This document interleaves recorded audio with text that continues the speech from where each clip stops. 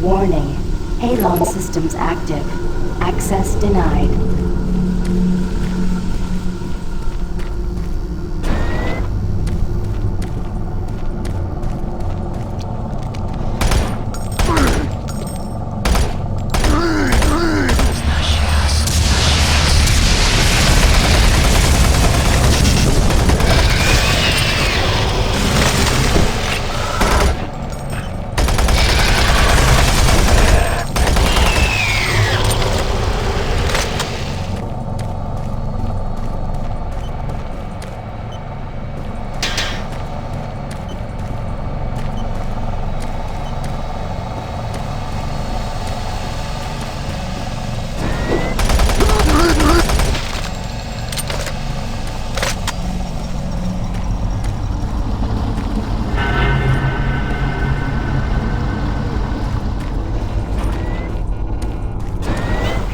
Medical report 16-8, dated November 7th. Patient 0432, a private Steve Jensen, armor division. Private Jensen was suffering from paranoid delusion. Treatment was unsuccessful. Initial psychiatric interviews suggested only mild psychosis with speech, motor activity, and thought processes within normal range. Paranoia being the only psychotic element directly evident. Reference interview G8A. Private Steve Jensen, October 18, 2145. UAC psychologist Dr. Hooper interviewing Steve Jensen, male, age 27. Steve, can you talk to me about the last few weeks, please? I don't want to talk. Well, I'm here to help you, Steve. I've tried talking. They think I'm crazy. You think I'm crazy. They, your colleagues, aren't doctors. Let me help you. Help! Nothing can help us. Prior sessions over a period of 72 hours revealed rapid deterioration of both physical and mental capacity, with behavior inconsistent with any known patterns. The patient was responsive for brief periods and had to be restrained during interviews. Reference interview H-3-2, Private Steve Jensen, October 21st, 2145. Tell me what you see, Steve. I don't want to see it anymore. I don't want to feel it. They'll be here soon, and then you'll see it. Can you talk about what you see?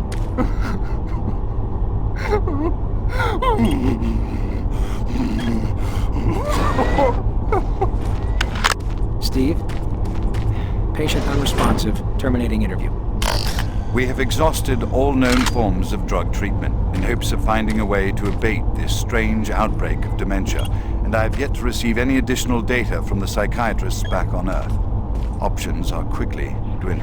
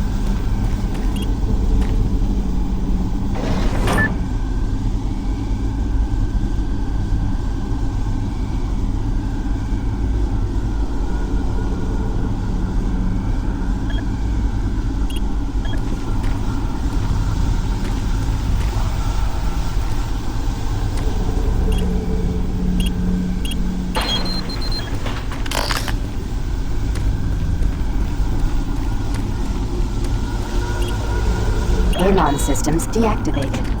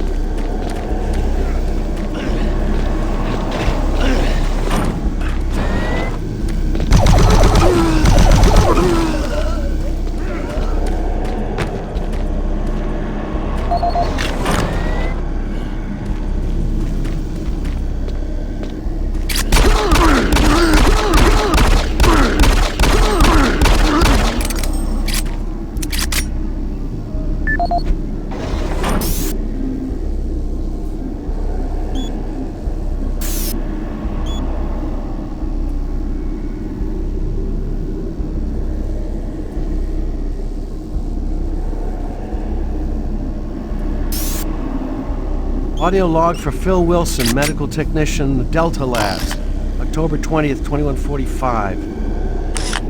Today I witnessed the third test of the teleporter in 3 weeks that I've been here. Volunteers are becoming harder and harder to come by, and it isn't difficult to see why. They all come back screaming like loons about demons, pools of blood. It's real fire and brimstone stuff. At first I wasn't paying much attention, just doing my job, but the last was Robert Clayton. Now, I met him my first day here. This guy chews up rocks and spits out gravel. He's tough as they come. Having to sedate him and drag his drooling body to the isolation room, it's really freaked me out. I'm gonna put in for a transfer as soon as I'm able.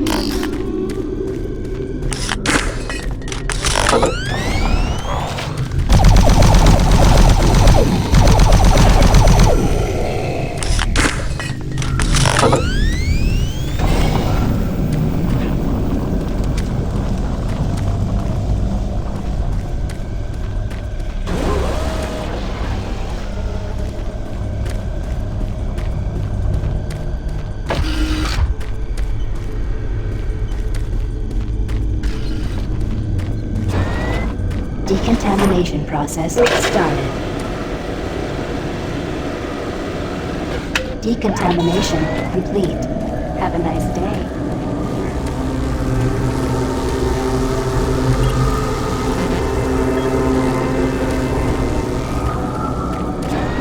Decontamination process started. Decontamination complete. Have a nice day.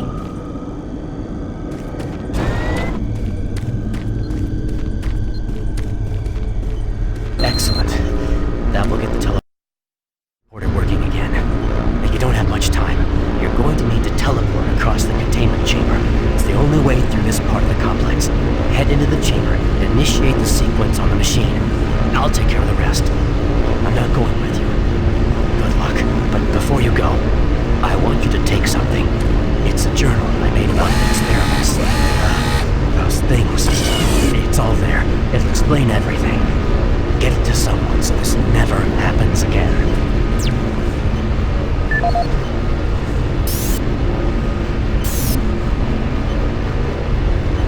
My name is Ian McCormick. I'm a research specialist stationed on Mars, working for the UAC.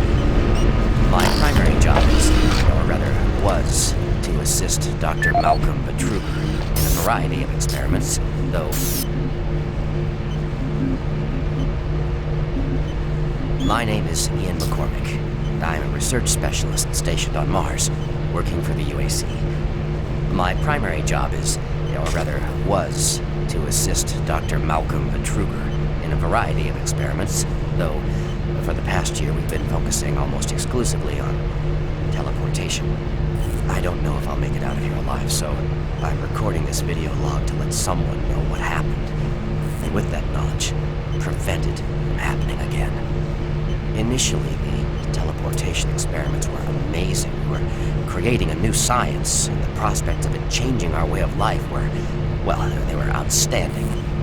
I was proud to be associated with such an amazing project and someone as talented as Dr. Betruger. We noticed early on, probably before we had completed maybe a dozen successful tests, that there was a variable delay during the teleportation. The objects are broken down at the quantum level, transported, and then reassembled. Each stage of the process should have been instantaneous, but it wasn't, and we didn't know why. We sent a video drone through and were shocked at the images it sent back. Just a few frames of video right before the drone came back through showed what appeared to be several sets of eyes looking directly at the probe. We had just found a living, breathing creature that was not human. Betruger immediately sent out a request for volunteers. He specifically wanted UAC security force members because he wanted to capture one of these creatures. I've made a lot of mistakes, but I am most ashamed of my involvement during the next phase. To get medical clearance to send human subjects through the device, I doctored up several of our reports to indicate that we had performed living tissue experiments. I did not regret it at the time, but a few days later, when our third test subject came back, he was chewing off his own fingers. It seemed he was clinically insane. We started sending teams in. About once every 2 days. The teams were reporting nightmarish experiences, sightings of things that ultimately made us conclude that the other dimension was not just another dimension. It was hell, and the creatures we were bringing back, demons. And then Betruger, he went through the portal himself. I don't know what he was thinking. It was an unscheduled trip, and he just went, and we couldn't stop him. When he came back, he had changed. He sounded and looked the same, but he just... I don't know, he was just different.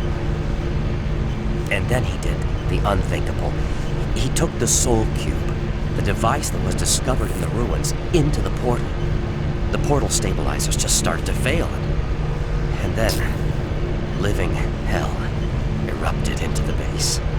Oh, we were stupid for not destroying the portals as soon as we realized what was on the other side. Oh God, forgive me.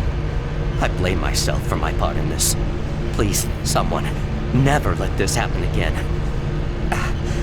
I'm sorry, Ian McCormick.